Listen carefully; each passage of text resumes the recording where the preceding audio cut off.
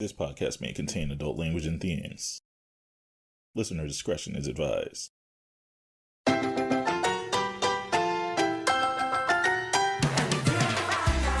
Welcome to the Tokyo Tea Party Podcast, where we have real talk with real people about life in Japan. My name is Samuel Darbouze. I'm 38 years old. I've been living in Japan for about 13 years. I have lived in, to date, 1, 2, 3, 4, 5, 6, maybe 7 different apartments. No, I'm getting that number wrong. I can't remember everything. I've been around, in any case, and my experience is quite limited, despite that fact. But today I have a special guest who will help us peer into some of the mysteries of renting and buying and all that good real estate type stuff. I would like our guests to introduce themselves, and then we'll jump into hopefully informative but not too difficult questions about real estate in Japan. So take it away. Alrighty. Hi everyone. I'm Pengu. I am Taiwanese-born Asian American living in Tokyo at the moment. I'm 29 years old. I am a mother. And I used to work in the real estate industry here in Tokyo. Oh, in I think that's Tokyo. about it. That Yeah. sounds intense. Ha ha Was it ha. intense? Yes. We'll get into some dirty details later, I guess. Hey, we got some tea already, baby. It says it on the tin, people. Okay, anyway. All right, so we're going to call you Pengu. Does Pengu mean anything, by the way? I know that's a weird No, question. it's just It's so close to penguin, it's just though. I've been wondering. yeah, that's where it comes from actually. Okay. Throughout like middle school, high school, like my friends like to say that I walk like a penguin, like I kind of waddle apparently. So penguin was a nickname, and eventually it became Pengu, and it Hmm. stuck, and I'm totally, fine with it. And I thought it was cute, so You seem pretty well that's my adjusted, online handle. despite your high school experience. Okay.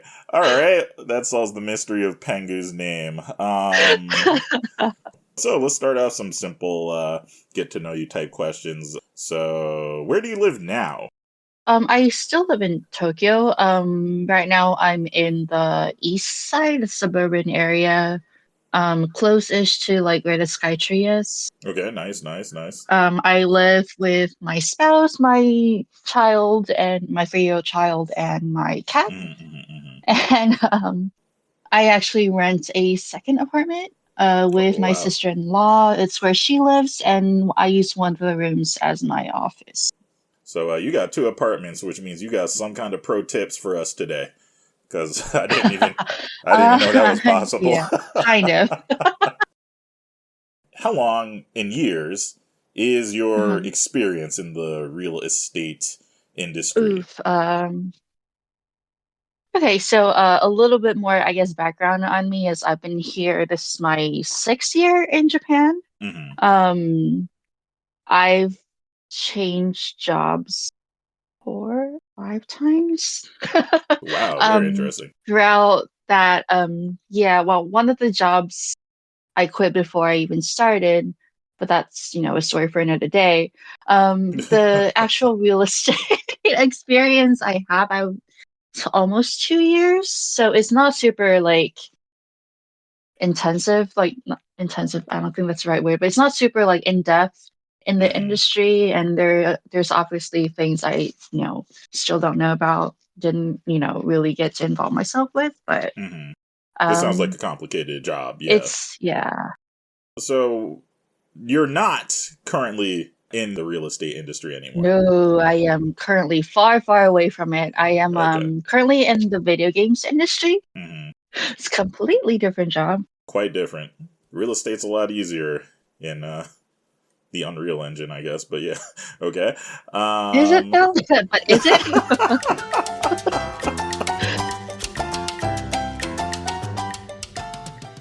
If I may ask, what caused you to leave the industry?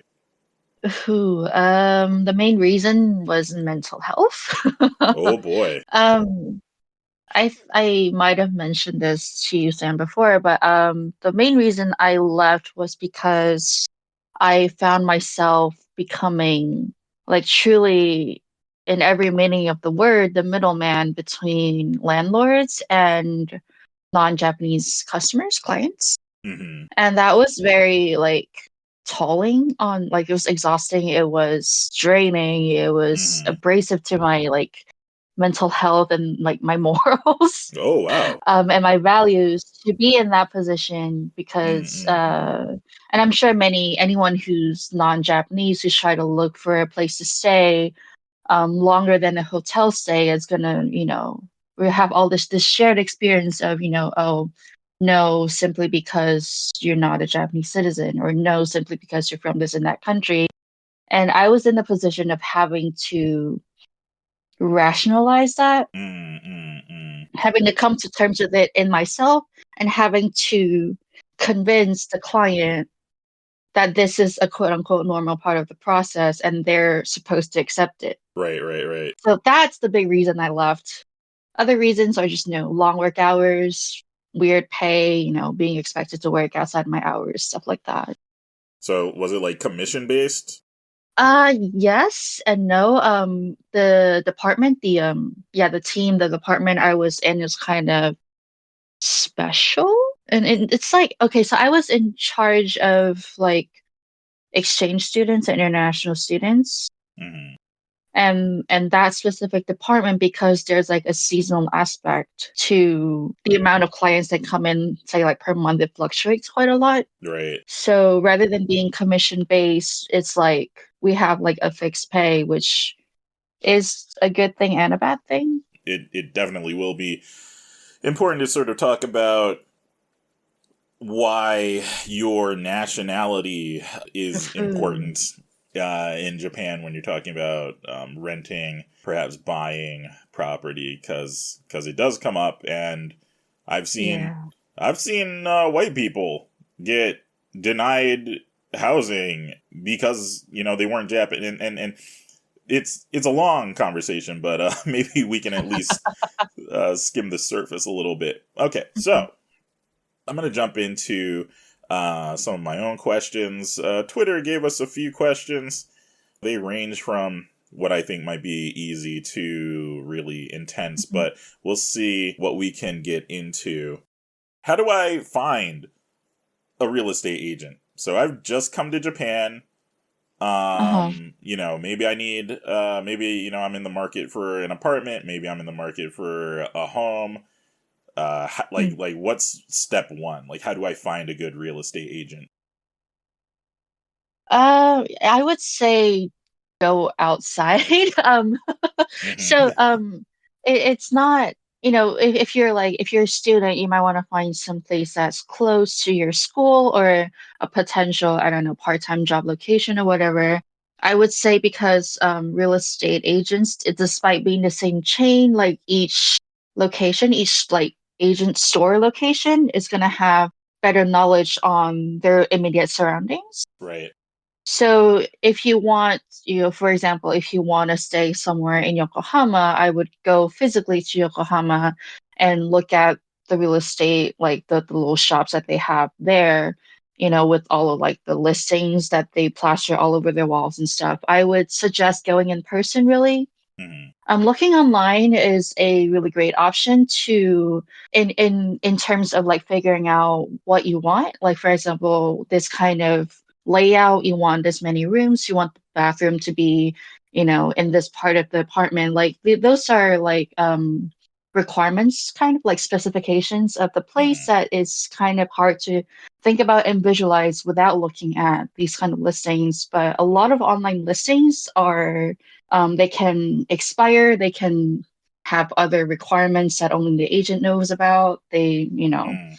They're not going to list every single thing online. Right, right, right. So I would say look online first, figure out what you want, and then go to a store.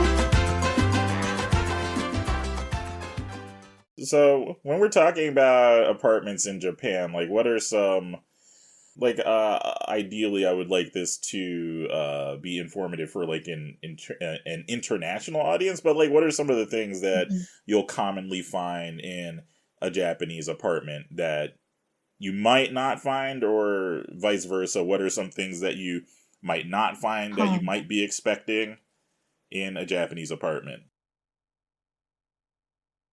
I've only lived as an adult, I've only lived in the United States and Japan, so that's my only frame of reference. Mm-hmm. I would say that expect smaller kitchens for sure. Right.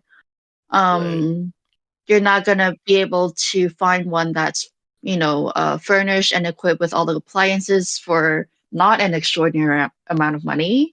Mm-hmm. Um, sometimes the washing machine, like outlet thing, is going to be in the balcony. Sometimes it's outside in the Mm. hallway, outside of your front door, and not, actually in the unit. So those are some things to consider, like what you're okay with, I guess, what your boundaries are, what might become stressful for you in your daily life. Yeah, yeah, you definitely will see sometimes. Like I think it's sort of on the way out. Like it's becoming Uh-huh. sort of like old fashioned, but like you definitely will see some apartment buildings where like all the washing machines are on the outside of the unit, Yeah. like in the Yeah. walkway between rooms. Like that took me a little while to get used to. And also Hmm. like there's no dryers. Very Oh, rarely are yeah. yeah, you will very rarely find dryers in Japan in general. And Yeah. if you're gonna have to either hang your clothes outside to dry, or you're gonna have to take them down to the coin operated laundromat. That was something that kind of surprised me a little bit, but yeah. One more thing, about laundry is I think now there's types of machines that wash and dry. They tend to be on the pricier end and have like smaller capacities, but there's those Mm-hmm. machines, and then sometimes the bathtub unit has like a clothes drying function, Mm-hmm. Ah, which right. is really helpful, but that's not it's not like any unit you find will have that. Right. Yeah. Like I Yeah. actually have one of those. Mm.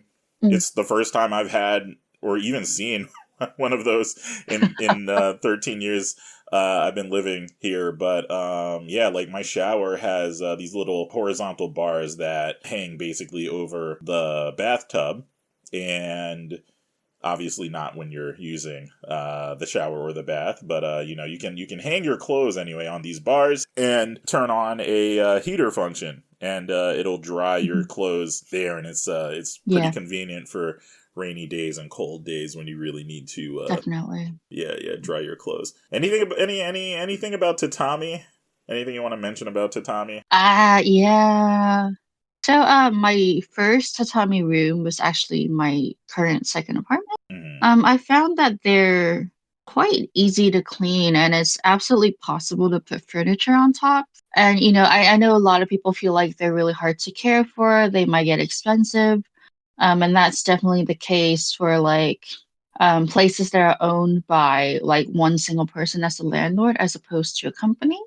Mm-hmm. But in like company owned buildings that have tatami, they're usually, I don't want to say more lenient about it, but they're usually more understanding that wear and tear applies to tatami as well.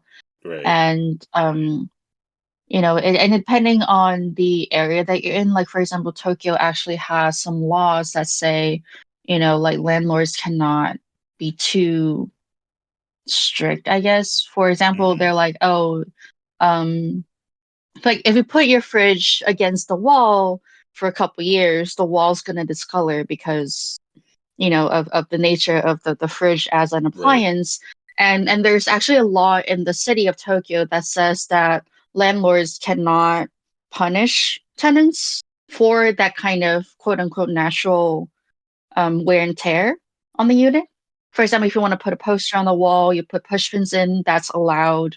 If like some really simple, I guess, surface level things are, within the accepted range of things wear and tear that happens on the units.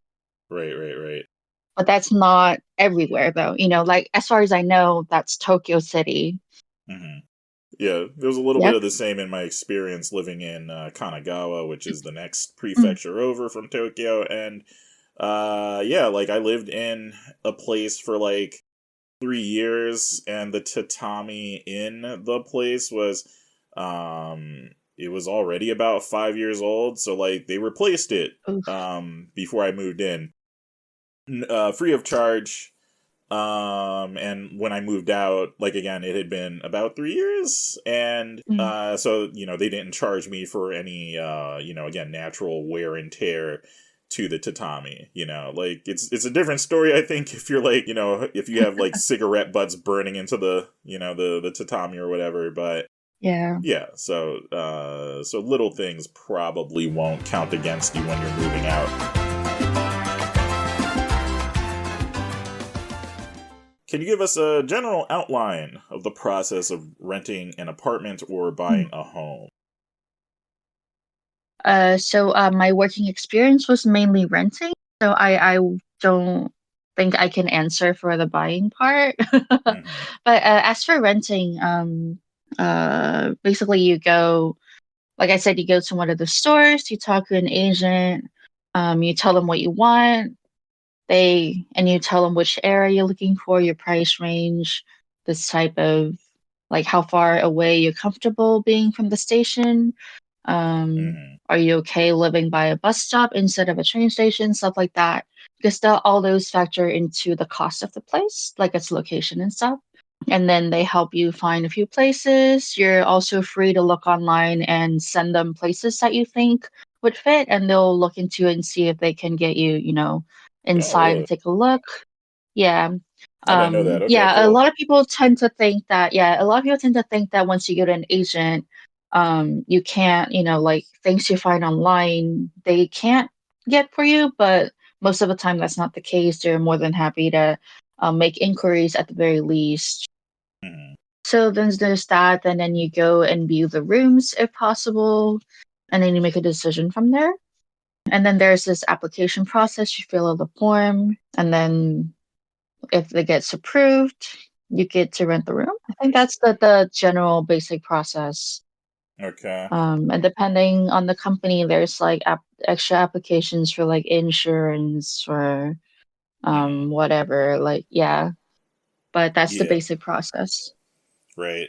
And in my experience, after I settle on a place, like, they would have me go to the agency, they would have me fill out a bunch of paperwork. Mhm. Also, they would have me, like, something that was a little stunning to me. It was like I needed, like, a guarantor Oh yeah. um form to fill out, so that somebody would take responsibility if I skipped the country and decided to stop paying my rent. So I Yeah. had to give, like I had to give like I think a contact number for somebody back home. Like obviously Hmm. every situation is going to be different. Hmm. That's for you jet kids out there. Like you might end up having to, give some contact information for, somebody in Japan who they might, give a phone call to Yeah. if you're being a bad naughty tenant. And yeah. And also, like, what about like before they give you your keys? Like another thing that's a little bit different Hmm. from the U.S. at least is like you have to. Mhm. Go ahead. Oh, sorry, I just had one thing to add about the guarantor. I know it's like puzzling for a lot of folks. But I just want to say that that's, part of the process for Japanese citizens as well. It's just a Oh, lot of interesting. people Okay. have family members here or have, partners and close friends who are willing to be the guarantor, but it's really hard for people who are coming alone, people who are here short term, who are, Mm-hmm. international students. From Mm-hmm. my experience, sometimes the school that their program is will be the guarantor. Right. Sometimes they get to use like the person who's in charge of facilitating the exchange program to be like their emergency contact. So I would say if you find yourself really needing someone and you don't know who to ask, I would say ask your school, ask whatever program you're on, and see if anyone can help you. Right. Right. Right.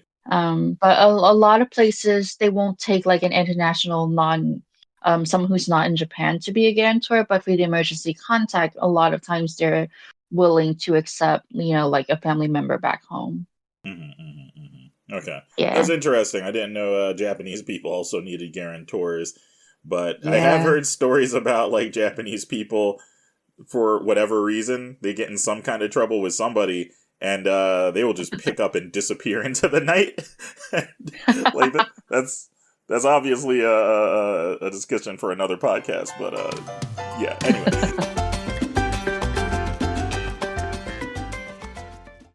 Next question. This one might also be really informative for lots of folks, but again, you have a special insight into this. What are some mistakes people make in the apartment hunting process? Oh, gee. Okay. I want to say I feel like people tend to focus on, how do I say this? The more obvious wants that they have for a place they're living in. For example, Mm-hmm. they want this kind of floor, or they want a non-tatami room, or they want like a bigger kitchen or whatever.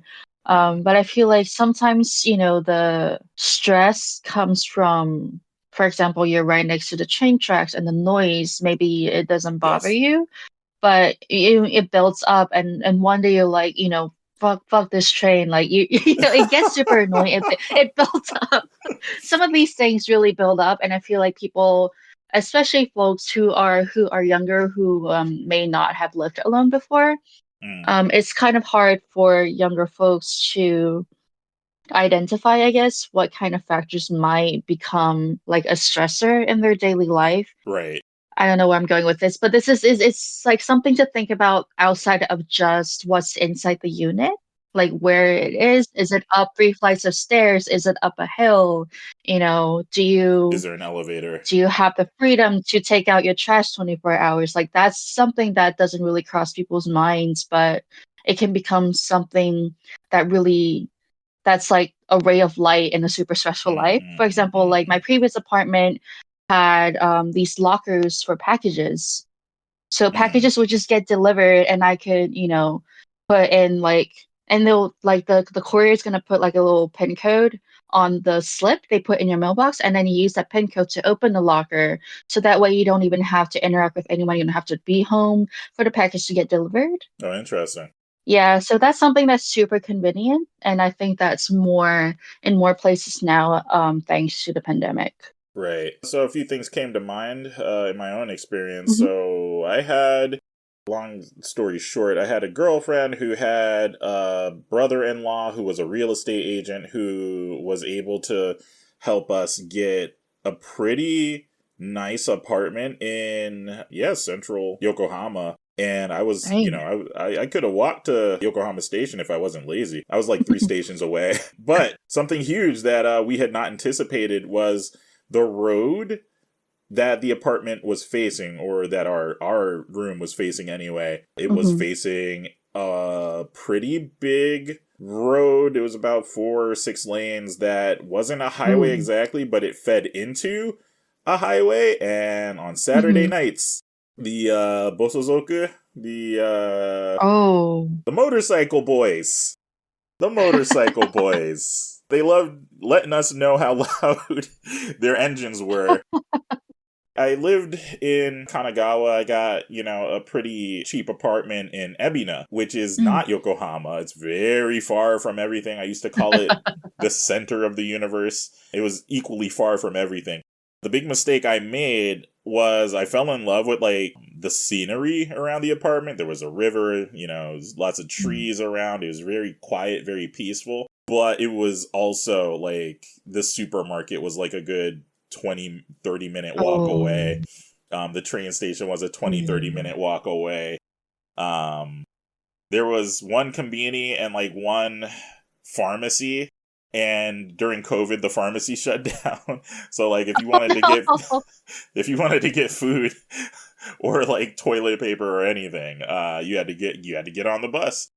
I had more than one lady friend complain about how far my apartment was from everything. So getting, having an apartment within walking distance to things like the grocery store, the train station, Mhm. etc. Like that's a luxury that you should look out for Yeah. if you can afford it. Yeah, and on that note, a lot of online listings are gonna list like the nearest supermarket, the nearest conveni, what Mm, schools are nearby and stuff like that. So that's also something to kind of look for, mm, um, especially if you can't ride a bicycle, right. like me. Right. It's okay. I didn't know how to ride a bicycle until I came here either. Yeah, a lot of us didn't, for a lot of us from like bigger cities, I guess, because you said you're from New Jersey? Yeah.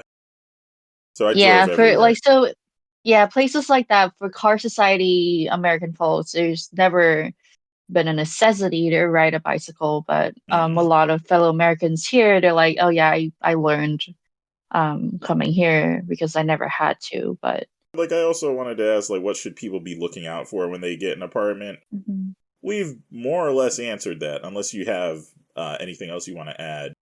Rather not exactly things to be looking out for, but a lot of like from my experience, a lot of people tend to be worried about like earthquakes and Mhm. how like the building is equipped to deal with that. And but I want to say that there's been a law put in place some 30, 40 years ago, stating that every building that's built, like from that specific law going into effect onwards, has to meet a certain earthquake resistance requirement.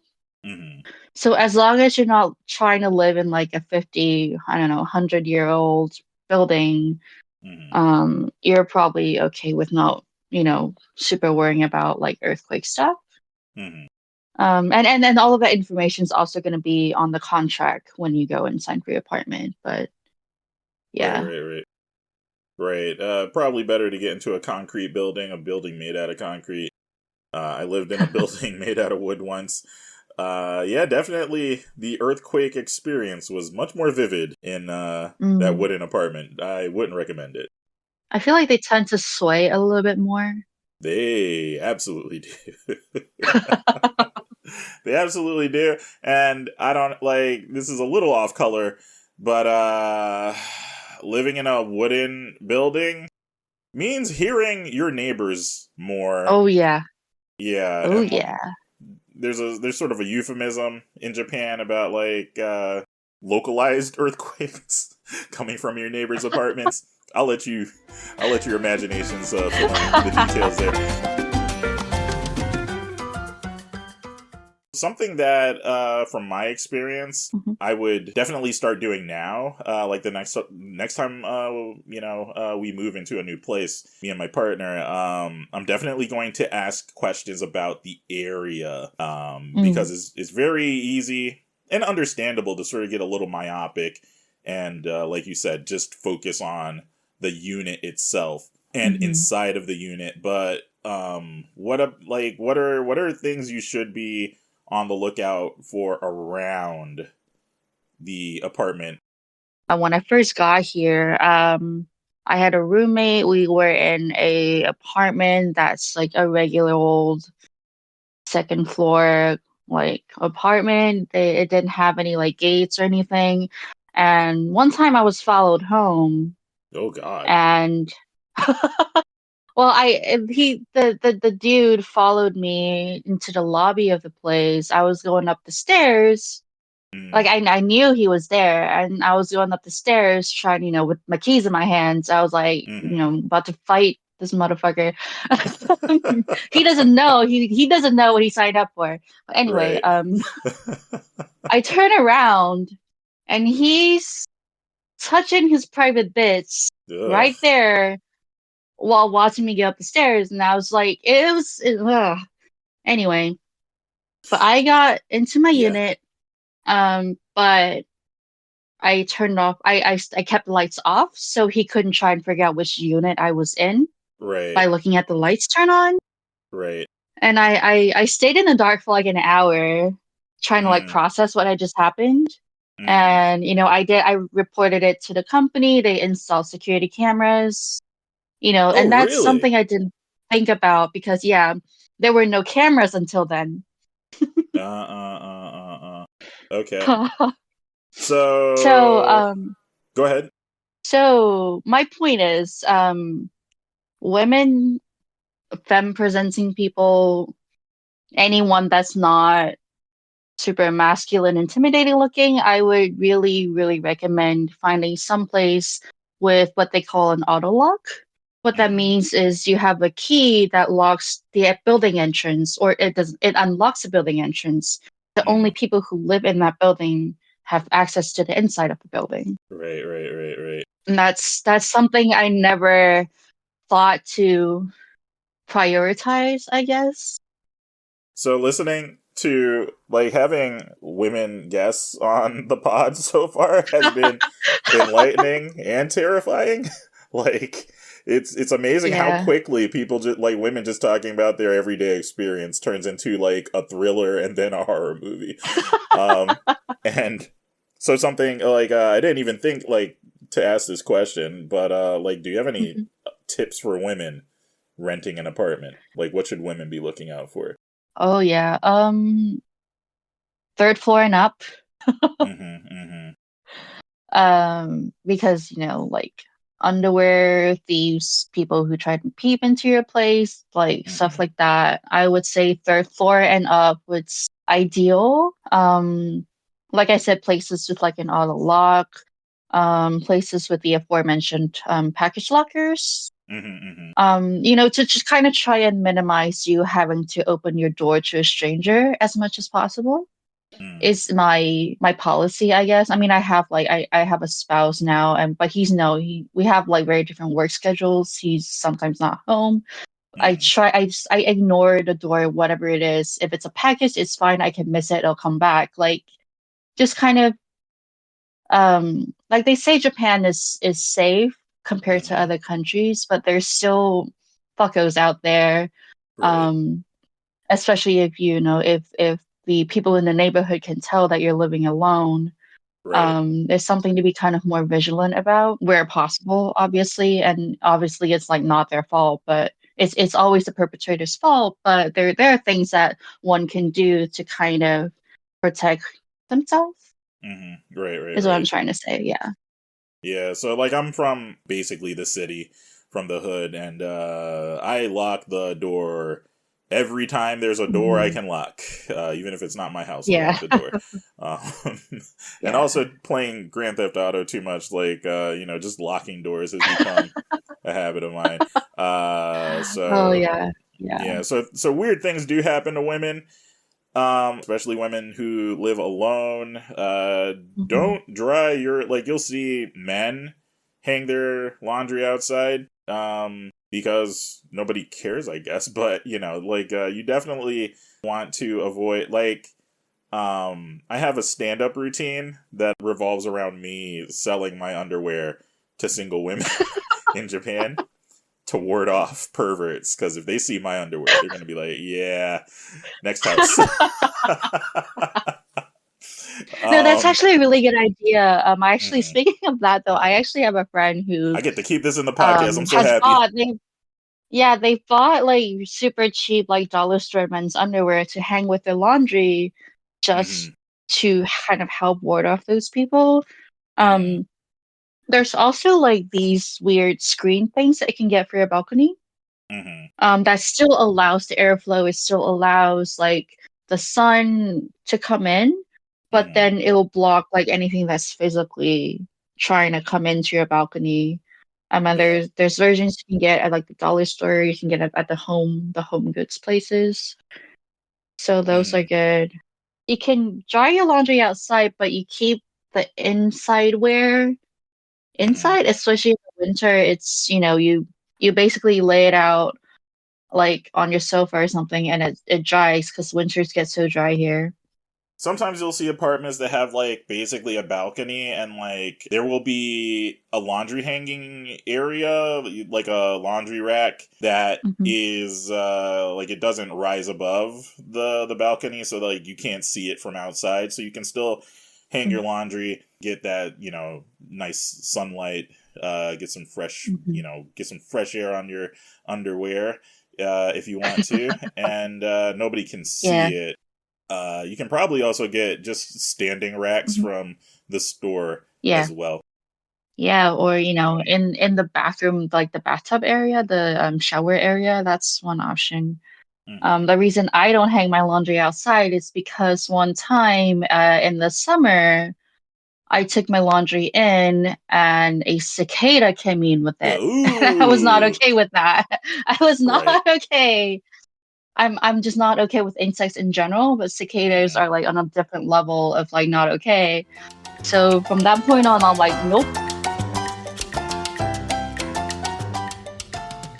So when we're talking about fees, even like the monthly rent for the apartment itself, is Oh anything yeah. negotiable? Negotiable. Usually not. Hmm. Um, some places will offer you like, oh, first month is free and Hmm. stuff like that, but the recurring amount is usually non-negotiable. Hmm. Um, sometimes like you can try and negotiate with the agent for them to change like the agent commission fee. Hmm. Um, but that's like a big if, and that really depends on like your Japanese skill, your relationship with the agent's relationship with the landlord, how much they want to get this contract for them. Hmm. It hinges on so many factors that I really it feels like you'd be kind of overstepping a boundary, especially if it's your first time in Japan and trying to find a place. Because like on the agent's end, they're I don't want it to sound weird, but they're already doing more work than they usually would simply because the Hmm. client is a non-Japanese person. And Right. this is not just the language barrier, it's the extra negotiation, the extra convincing they have to do for the landlord or the company that manages the building. Like there's some work in the back, there's some nasty conversations that you might have to have Hmm. as an agent, if they're willing to stand more on the client's side than the landlord's. Right. It depends on the agent, I'll say, yeah. Yeah. So something I just remembered was starting my life in Japan out in Toyama. Not only was rent cheaper than it was in Yokohama, the apartment was also a lot bigger. It was Mm. much bigger out in the countryside than it was in the city. And my girlfriend's brother-in-law, real estate agent, he had to sort of talk straight with me because I was being a little difficult because I was like rejecting a lot of places, and he was kind of like, "Listen, there's only so many places that are even willing to let you rent in the first place. So Yeah. yeah, you can't be too picky." Yeah, yeah, and that's kind of part of the, I guess, dilemma, the pickle I found myself in when I was in Right. that position. And that's never, they don't want, like the agent themselves usually don't want to be the one breaking that kind of news. They don't want to be the ones telling you that. But that is the position they find themselves in. You're gonna hear about key money if you come over here. That's pretty common. Uh-huh. You're gonna pay key money if your contract for your lease is like a 2 year lease. Hmm. You'll pay every time you renew the lease. So depending on where the place is, it's not everywhere anymore, and like it's becoming increasingly Hmm. unpopular. I think Yeah, I'm not a real estate yeah, agent, but it does seem like it's a little bit on the way out. But be prepared potentially to pay key money, gift yeah. money to the honorable landlord sama for letting you live. But something I did want to ask about was cleaning fees, because Mhm. I find them annoying. They are very annoying. Yeah, I remember paying cleaning fees on the way in and the way out, despite cleaning the apartment spick and span, still having to pay a cleaning fee on the way out. So what's that all about? That's something I hate as well. You clean as much as you can, but then there's always some excuse like, oh no, they get like a professional to come clean the AC, or they get like, Uh, I don't know, a professional. Like that's the only thing they can ever tell you. But then you're like, what more is a professional gonna do that I have not mm, done yet? So I right. am I am of the same mentality, I guess, when it comes Hmm. to cleaning fees, because like you said, you pay when you move in and you pay when you move out. So does that mean they're cleaning it twice? Like that Right, makes no right. sense, right? So unfortunately, that is one of the things that are, it's hard to kind of negotiate or get the landlord to budge on. Mm-hmm. Um, it's one of those things like, oh, that's just the way it is, and there's like Right. no one wants to do anything about. And it's quite costly. Like sometimes it can be like 20,000 yen. Mm-hmm. Like it's a good chunk of money on top of everything else. Mm-hmm. Um, but some places have lower cleaning fees, some places don't have cleaning fees. Mm-hmm. It depends on the place, but usually the places with like better places that are more in demand, I guess, are gonna be able to, I guess, enforce those fees. Whilst the Right. places that tend to get left over after the busy season, they're like, oh, we'll waive the cleaning fee, like just to Mm-hmm. fill it until, like just to fill a contract.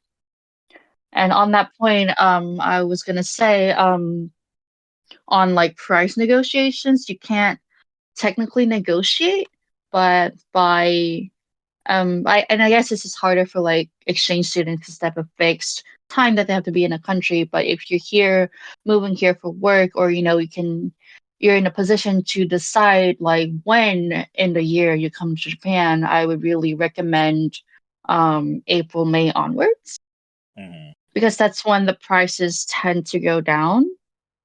Because the busy season is, like January to like mid March, late March. That's when Right. everyone changed job. That's when people graduate from school and start to find their first apartment. That's when the apartment prices are high. And then Mm-hmm. places that don't get leased during that season will oftentimes lower the rent money when you get more into the summer, because that's when less people are typically looking for housing. Mm-hmm. So that way, if you get a contract during that season, that means your rent for the duration of your contract is that lower amount, if that makes sense. I don't know if this I don't know if this will work, but I have heard of people like because the apartment I live in, the previous tenant installed an extra air conditioner, Mhm. and I don't think they ever cleaned them. I mean, you can Mhm. clean the filter yourself, but they didn't. I don't Yeah. think they've had them professionally cleaned. So recently, I paid 20,000 yen to get them cleaned out. 20,000 yen in dollars. Like the yen is really weak right now, but that's about Mhm. $140 to get Mhm. it professionally cleaned out. And like people, I think try to negotiate when they're leaving an apartment by saying, "Hey, I had this professionally cleaned out. I have a receipt. This should go towards my, the my deposit being returned." Do you think that Yeah. kind of thing is a viable strategy for getting more of your deposit back when you leave an apartment? I want to say yes, but it really, really depends on the landlord. If it's like a management company that owns the place, they're likely less able to make exceptions or, Mm-hmm. change um, what their job manual tells them to do. If it's Mm-hmm. like an individual landlord that, like one of those landlords that owns the building and also lives there, like Mm-hmm. those landlords tend to be more open to negotiation because they live there. Like Mm-hmm. they tend to be more like down to earth people than people who just Right. buy a building and then disappear somewhere. So yeah, it depends on the place, and that's something you can kind of I guess figure out as you live there. Like I know I have a friend who's lived in an apartment for like 6, 7 years, and the landlord lives like upstairs. So she had a really Mm-hmm. good relationship with her landlord, and that really helped her when she had to move out. Right. So that's you can definitely in certain situations be able to build a relationship with your landlord, and that can help you down the line. But I Right. kind Right. of want Right. to say that's kind of a rare case. Mm-hmm. It Right. depends on the area too. Yeah, like if you're more out like in the suburbs in the countryside, there's a higher likelihood of those landlords existing in that area. But if Mm-hmm. you're more like in the city side of places, they're usually bigger companies that own the building. All right, how about this? This is pretty easy. Like, are there blacklists?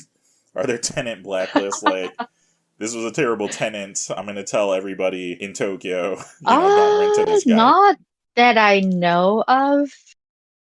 Not that I Mm, know of. But I want to say though that if you're in a smaller local community type area, the landlords do talk to each other. mm. But rather than this particular person, with foreigners, it's like, oh, this nationality. Yeah, yeah, yeah, yeah, yeah. Like like I'm sure like a lot of um non-Japanese people who live in Japan have probably heard, oh, like the moment you're like, oh, I'm not Japanese, they ask, oh, but what Mm, nationality are you? And right. the reaction really depends on what your answer is. Mm. I'm from Yeah. Wakanda myself, but unfortunately in Japan there's not a lot of awareness. There's not as much of a Mhm. international awareness. If if tenant A is from the United States, and tenant A is a terrible tenant, when tenant B, who's also from the United States, comes around looking for an apartment, the landlord might be like, "No more Americans." Like, doesn't Yep. matter. You could be, you could be an absolute angel. They don't care. You could speak perfect Yeah. Japanese. You could have $1 million. They don't care. They're just not going to rent to you. And that's really an Yeah. unfortunate. Yeah, one unfortunate thing I've come across, because this one of the schools that I used to work with was a big engineering school, and they Mm, had a program with Nepal. So they had a lot of Nepali exchange students come, mm, and it's always a struggle trying to get a place that aren't like no brown people, like or right. no like South or Southeast Asians, because there's this huge like misconception that they don't clean, or like that their food is more, like they actually season their food. So sometimes, you might smell their food out in the Mm, neighborhood. Like you walk down the street and you can smell someone like grilling their like saba or whatever, and that's right. fine. But the Right. moment it's something you actually season, it's like, whoa, what is that? Like that's something I could never understand, other than, racism. But um Right. so there's that really like unfortunate, really unacceptable discrimination there. So transitioning slightly into Twitter questions, and also Mhm, maybe going a little bit, like, as much as you're comfortable anyway with mhm. your experience and some of the reasons why you left. Like, somebody asked, how do you get approved for an apartment as a foreigner? Uh-huh. How do you get approved? Yeah. Yeah, we've talked about it a little bit. um but yeah, there's like an underlying problem, like people even asking this Yeah. question. Yeah. So, like how much do you want to go into that, and your personal experience and your like frustration with this, with the answer to this question? So the general conception that we have of this discrimination part of this whole thing is that, I guess, our general understanding of it is typically that is more racism rather than xenophobia, but I've really come to find that it's more xenophobia than Mm-hmm. racism. Because like you kind of Right. mentioned earlier, you've seen like the whitest people get denied. Mm-hmm. Like unfortunately, that is kind of a universal experience. Like sometimes they'll ask you, are you American, you're Canadian, but are you white American or are you brown American? Like that's, Mm-hmm. it's a multi-layered intersectional problem. It's very frustrating, and Mm-hmm. I sometimes feel like it comes down to luck at a certain point. Right. Um, if you're here on like an exchange program, you can ask your school for help. You can see what fellow students are doing, see what students who come before you have done, and try to kind of use the way that they've paved and kind of go down that route. Mm-hmm. But if you're here alone for work, and there's not as many people you can depend on, that can be a really frustrating and exhausting experience. Right. But one thing I will say though is in Tokyo at least, the UR, like the city managed properties Hmm. are typically foreigner friendly. The good thing about UR is there's no key money. Like you're not Right. giving someone the whole extra month of rent for their graces for letting you live there. Like that's not the thing with UR.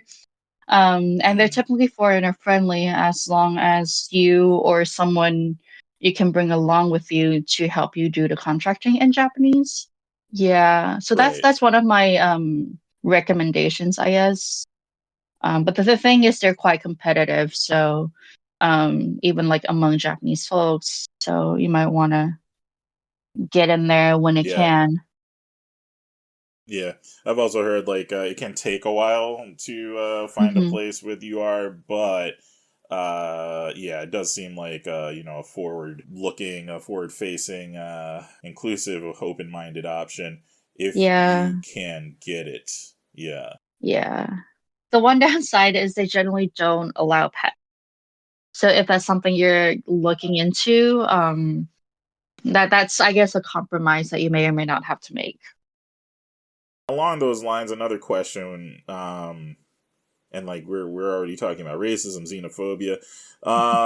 This podcast, like obviously, I'm a black man, and if you looked at my Twitter, you know my politics. But I hope because I don't want to take too much of Pengu's time. Like I hope you have an understanding of racism and the difference between racism and xenophobia.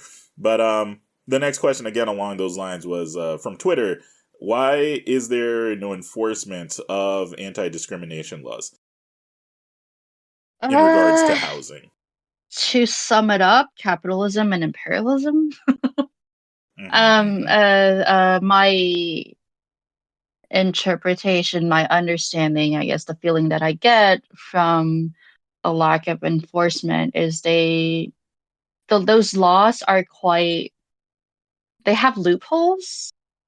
Right, And at one point it feels like they wrote the loopholes in on purpose so that they can say that there's right, an anti-discrimination law, but when you go and try to enforce it, you find that everyone's going through the loopholes. So that the law basically says you can't deny someone based on their nationality. So then when the landlord goes to refuse someone, they're like, oh, it's not because you're from this country, but it's because you're not Japanese. You know, like this right, super it's like right. so that's why I that's what I say. I feel like the loopholes are there specifically Hmm. so that people can use them. Like it Right. feels intentional. That's a really good point in just understanding Japan in general because, Yeah. like, even people who have been here for a while, like, don't catch on to how often, and this is, super hot tea, super hot tea, but basically, there's a lot of like sometimes the international community will put pressure on Japan to make a Hmm. law against something. I don't want to mention the things because I don't want to depress myself right now. But what will happen is the legislature will make or the diet, I guess, like they will make a law denouncing something, saying, this thing is, you can't do X, but they will also not actually write any way of enforcing Yeah. that law. Yeah. So you can't do this, and if you do it, nothing will happen. Yay! So that's a common Yeah. pattern that you'll see here. It answers a lot of questions, Yeah. It and in this case too. yeah, and oftentimes they'll name it, oh, the anti-discrimination law, but what it actually does isn't necessarily anti-discrimination. Right, right, the right. the I guess I don't know if we're thinking of the same thing that happened recently, but the blah blah blah understanding enforcement law, whatever, but it didn't Yeah, really do what they named the thing. So right. from if you're just looking at the surface, oh, you're like, oh, cool, Japan has this anti-discrimination law, but then when you actually look into it, you're like, wait a second, this might as well not Right. exist because it doesn't do anything. Next question from Twitter. If there was anything you could change about the process of finding housing in Japan, what would it be? Anything I can change? The entire process? um, where do I even start? Mm, Ideally I would dismantle the system, but mm, that's it goes into it's deep rooted in so much more than just real estate, than just immigrants, even mm, um even like Japanese born, Japanese raised people who don't present or don't look the part face these mm, problems. So it's like it's a Japan problem. It's not like it's not an immigrant problem. It's not an exchange student problem. It's a Japan problem. And like I'm sure we're mm. both of the same understanding. But like, yeah, I want to dismantle the system. um, Right. but if I were to pick one thing, it's the the aforementioned anti-discrimination law. I Right. I would Actually give it some probably, teeth. yeah, give it some teeth. I would make it so that it can be enforced, and I would make it so that there's no way that people can go around and not enforce it. Mm-hmm, Now, mm-hmm, whether or mm-hmm. not I have the skills to do that, that's a different question. But, if the community comes together, put all of our heads, our skill sets, our lived experiences to it, I think that's something that can be done. But the powers that be are the powers that be. So, Does management respond in a more timely fashion to tenant requests for repairs and things like that? Like, does management respond more quickly to Japanese folks than non-Japanese folks in your experience? oh boy. Um, Oh in my gosh. experience, um, Mm. yes, unfortunately they do. Oh wow. And their excuse for that is, oh, well, we can directly communicate with the Japanese tenant. Whereas for the non-Japanese person, oh, I don't know, like we have to wait till they have like their Japanese speaking friend or whatever. Like they make all these like excuses to Mm. as if to justify to rationalize their not just the delay but the lack of response. Mm. Um, in other words, the responsibility to be able to communicate with the tenant is put entirely, sorry, not the tenant, but to communicate between the tenant and the landlord is put entirely Mm. on the tenant. Like, Mm. and part of that is understandable because the country we're in is Japan, but also, this is this like the tenant is your client, is your customer. Like, why are you not Right. doing, fulfilling your role as the landlord Mm-hmm, mm-hmm, is mm-hmm. another part of that. Yeah. Yeah. So that is a sad reality of living in Japan. You will often be held to a higher standard of Hmm. communication than like even a Japanese person. And like I know that sounds weird. I can imagine the comments now, but um, it is the case for minorities that like mistakes are Yes. perceived less as like mistakes and more as like a total and complete lack of ability to communicate. Uh-huh. Um, so if your Japanese is not, perfect, whatever that means, you might face some discrimination based on that, and people, justifying it by saying, "Oh, I can't communicate with this person." Yeah. So Yeah. again, like leverage your Japanese connections. If you're working in a school, for example, and you're real friendly with the principal, like a call from the principal of your school is that's that's a motivator, Good if for you. to say the least. Right. Get Oh a yeah. teacher to call, have them call from Yeah. the school. This is so and so. This is so and so from so and so school. I'm calling on behalf of blah blah blah. That makes them aware that Japanese people are also watching them. So Hmm. that might help them feel a little more motivated to do something. Hmm. But leverage those Japanese connections. Yeah. Leverage the Hmm. connections. Make use of this like peer pressure culture that exists in Japan. Like, put that pressure on them, Hmm. light that fire under their ass, get them to Hmm. do their job. Like I know it feels That's like, hot tea right now, boy.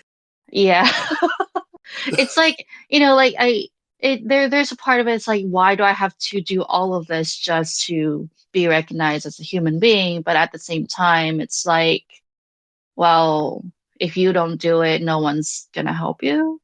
Like that's the sad Mm. reality of that. That's the harsh reality. And I think a lot of us living here, a lot of non-Japanese people living here have had to kind of try and come to terms with that. Right. So something I say a lot, because I find it's true. Like I am, like my politics are basically progressive. But I think like, just again, being a dark skinned minority, like I have to also be really pragmatic. Mhm. And, it's not fair, but it's not fair. It's not your fault, but it is your responsibility, to take care of yourself. So Mhm. it's not your fault that you're being discriminated against. It's not fair that you're being discriminated against, but, you do need to, um, take up your own cause as aggressively as possible. Yeah. Obviously, without like pissing people off or getting deported. But yeah, you need to really put your thinking cap on, and instead of like just getting mad, you need to Yeah. again get pragmatic, get proactive, and find a solution, because it's your responsibility, unfortunately. Yeah, like put that anger and that frustration to use and use that, like channel that energy into like doing something for yourself and maybe even for like fellow community members. Right. Right. Get on this podcast, for example. Anyway, so um, what else? Anyway. Uh, so there's a few more pretty nuanced questions, I guess. Mhm. I'll just read them. If you have an answer, please offer it. If not, we can just skip to the next one. Okay. So next question from Twitter. I've heard the market has dropped to the point where houses in relatively popular areas have become vacant. Does this present any kind of opportunity? That is nuanced. So Mm-hmm. I guess this person is well aware that vacant houses in rural areas have long been a problem in Japan with, people shifting to cities with the aging population, the low birth rate. Um, but like I saw this question being replied to a thread and I kind of looked into it because before I wasn't really involved in the buying selling part of real estate. Um, Mm-hmm. but what I will say is I know I can count maybe three people that I know personally that have um made use of like leverage this opportunity to move like to purchase like a single family home is what we would call it, like Mm-hmm. not an apartment but like a its own like standing house to move Mm-hmm. into. um and I feel like they're still generally slightly farther away from the cities, maybe in places where you need a car or at least a bicycle. But I guess the big answer is yes, that's an opportunity you can leverage, you can take advantage of. Mm-hmm. Um, but I don't feel like I can give 100% yes because I've never personally worked in that part of the industry. Okay. Okay. Sure. Yeah. Sure. Sure. um so my I guess this response is from experiences of those around me plus some googling I did. Mm-hmm. Mm-hmm. Right. So yeah, like, I would love to, like if you're listening to this and you are a real estate agent and you do know about this kind of stuff, send me a DM somewhere, and Please you can do. come on. Last question from Twitter. What are the possibilities for American retirees to find a 2 to 3 month rental in the current market? And would one need a visa? Oh, yes. A 2 to 3 month So rental. so those exist. They're called monthly, like they're called monthly apartments. They tend to be furnished. They tend to be higher in price and tend to be slightly further away from the center of Tokyo. But I know there are a few. For example, a company called LiveMax has a whole series of monthly apartments I can rent month to month. They come with basic Hmm. furniture, with basic appliances. Um, I don't know if you need a visa for them. I think it depends on the area because the local laws kind of differ sometimes. Hmm. It's not impossible to find a place to live for 2 to 3 months on a tourist visa, but it might be kind of a challenge, I guess is the answer. Okay. Those places exist, but they're very few and far between, and sometimes they may be occupied, especially with the current exchange rate. Right. Yeah. The weak yen, meaning a lot of people come to Japan to party. Yeah. Oh Super weak yeah. yen. I cry every time I think about it. I think that's basically all the questions that I had. We didn't go too much into your personal experience and Mhm. like again like some of the reasons why you left your job. And again, like I don't want to like re-traumatize you. I don't want to make you um unearth any demons or anything, but if like if you want to, again, like you're anonymous. But yeah, like what caused you to leave? Oh yeah. Well, my demons are out there already, for one. But what I guess I could share a couple of stories of Hmm. my time in the industry. So I was with a company. I was hired specifically because I was bilingual, despite having no experience in the Hmm. industry. So I was learning a lot, like not just how to do things, not just the process, but like the culture and also this was like my second year in Japan. Like this was like early on. Um Hmm. and and it was so like jarring, I guess. Because I was witnessing like the super clear discrimination, like all of that stuff behind the scenes, what landlords can say to the agent about certain people of certain nationalities or people who look a certain way or whatever Hmm. shitty experiences they've had that may have been their own fault, but they're not self-aware enough to realize like Hmm. there yeah one example, I guess, was one of the schools we working with, like I said, had a bunch of like Nepali students. One time they Hmm. had a big group of like 5 or 6 students who were coming at the same time, and they were all only coming for like 3 or 4 months. Hmm. And the school was not paying for them to stay. Like they weren't giving them money for rent, so they had to pay out of Hmm. pocket to find a place to stay. And that amount was not a lot, Hmm. but they didn't have any other options. They couldn't afford any of like the short term spaces, the monthly apartments that I mentioned earlier. Um Hmm. like so we had no choice but to put them in this really shitty, like there were holes in the wall, like kind of like share Oh man. houses. And that was really like and like they were very the students were very like graceful about it. They were they're like, oh, we're just glad to have this opportunity. Like they were super like amazing about it, but it just made me feel like why do I have to do this? Like this is my job, but why am I like why is this something that I'm comfortable doing? And I think that's one of the Hmm. really big things that um I guess really like made me face the fact that I was one of the cogs in this system that, Hmm. that I was like, okay, this is not like, I'm not okay with this. um, Right.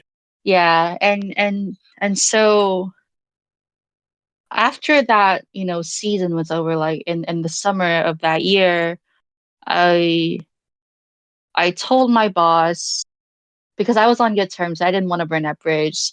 Um, I told him I got headhunted by someone I've worked with before in the States Mm-hmm. and quit.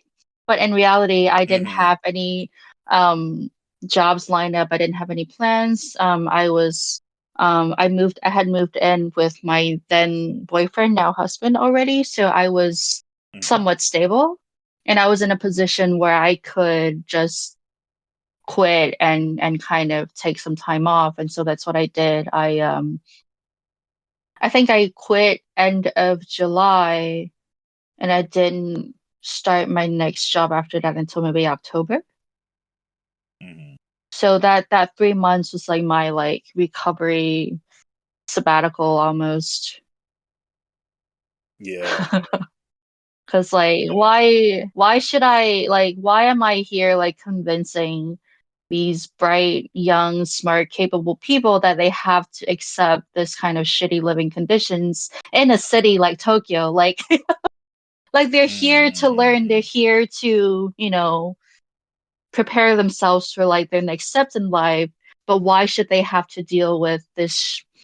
There was literally a hole in the wall that they were not gonna fix for the entire time that they Mm-hmm. were there. Like that was not okay. But that was unfortunately at that time was their only option. Mm-hmm. Yeah, yeah, that was Yeah. super stressful. And then that was also when I Yeah. realized that all of the previous things that I had to convince people of was really building up inside of me. And that was, I guess, Mm. the final straw. Right. Yeah. Yeah, that's rough just to listen to, you know. My American ass would Oh have boy. Yeah. I would have been a pain in everybody's ass.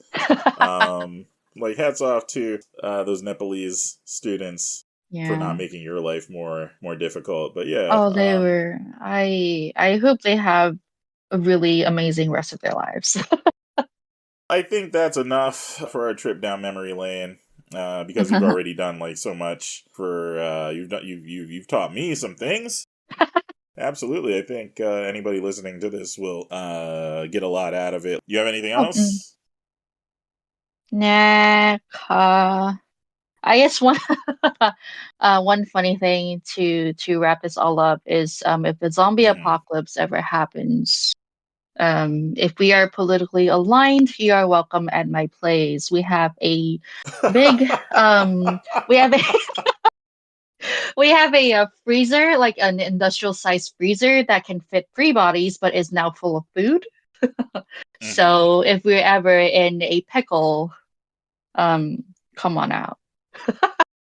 I once asked a question just for funsies on Twitter. I was like, if the zombie apocalypse happened tomorrow, and you live in Tokyo, you live in New York City, something like that. You live in a big city, you live in Tokyo. What would you do to survive? And like every woman that answered depressed the fuck out of me because they were like, "You think I want to live in a zombie apocalypse? Life's already hard enough. I got to deal with men after the end of the world." Oh man, yeah. So we appreciate your service. We appreciate it. Yeah. There's a home center near me. We can go for like supplies and like potential weapons. Like I've thought this out.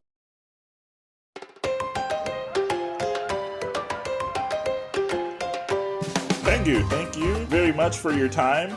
Thank you for having me. I'm pretty sure people will appreciate this one. So, on behalf of all our listeners, thank you so much. I hope so. Thank you. Thank you for having me.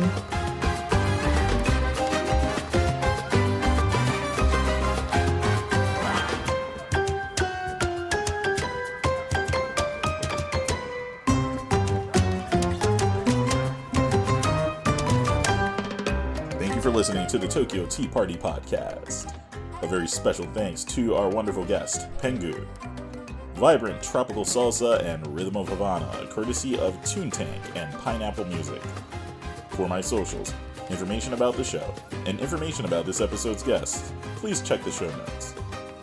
If you've enjoyed today's episode, give us a like, a share, or a comment on social media. If you find this podcast especially valuable, consider becoming a patron of the show at patreon.com/Tokyo Tea Party Podcast. All one word. Thank you. I've been your host, Samuel Darbouze. Be easy, y'all. Mina, genki de ne? Peace!